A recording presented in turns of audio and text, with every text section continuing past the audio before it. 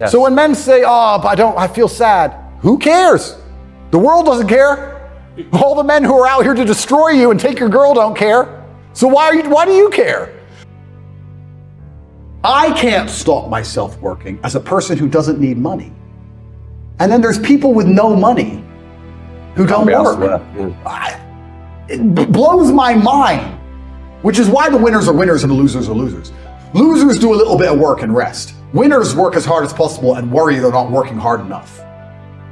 It's just a separation of personality types. And it's almost like you can't save these people.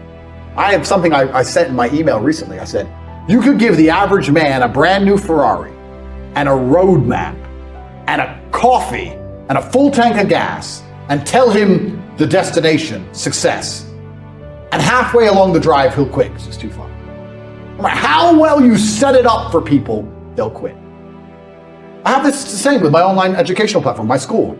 It's $49 a month. It's less than a Starbucks. And I will teach you how to make money online. You can escape the matrix, you can get out through the hole before it closes, you can be geographically free, you can live in Thailand, you can make money from your computer. It costs $49, you have absolutely nothing to lose. I made it cheap enough for everybody to be able to join.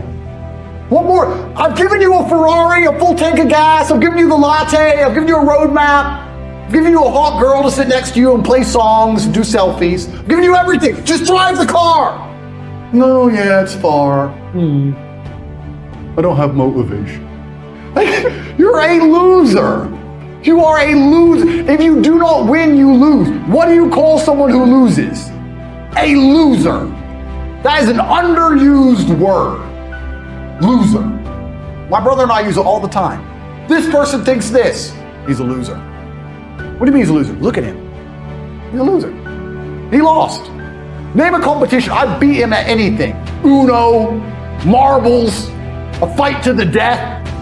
You name it. I'll decimate this loser. Oh, he thinks I'm a human trafficker. Oh, with the loser. Give a shit. He's a loser. But I think life is actually pretty simple. There's action and reaction. There's cause and effect. There's brave people and there's cowards. A lot of people are self-interested. And if you understand the basis of these motivations, it's not difficult to work out why the world functions the way it does. And cause and effect and action and reaction are very real. And I think one of the largest plagues we have in the world today is a lack of action amongst people. And deciding not to act is an action in and of itself, right? And that's the only philosophy you need for life. If you want something to move, you have to move it.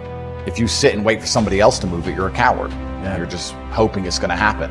Period. Absolutely. And that's why I don't understand when a lot of people who see where the world is going and see the future that's going to be laid out for their children kind of just hope and pray when they really need to be taking a more active role, even if it's as simple as discussing every subject with anyone who will listen and try to open their mind. Open minds, correct. And the closer that, it's actually interesting because I think humans, or maybe this is just me coping, maybe this is cope, but I think we're designed to struggle a bit.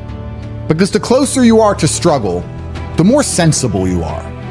And gender roles all fix themselves in struggle, right? If you have 10 men and 10 women and they crash on a deserted island, the men do the man stuff, the women do the woman stuff. There's no discussion about gender roles because you're gonna die.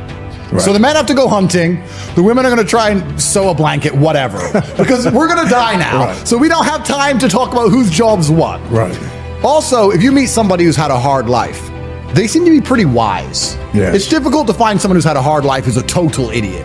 When you speak to these liberals or these morons, they've had very easy, soft lives. So I think humans are supposed to struggle a bit. Absolutely. And in the Western world, it's the age-old adage. I know it's overused, but hard times create good men create good times, and the good times create a bunch of weaklings, and they mess everything up. Yeah, it goes to a point, and then it goes the opposite. It goes the opposite way. Yeah. These people have had too easy lives for too long, and you can apply this to nearly any of the societal ills that apply to the Western world. People have had it too easy for too long, and none of them know any struggle at all.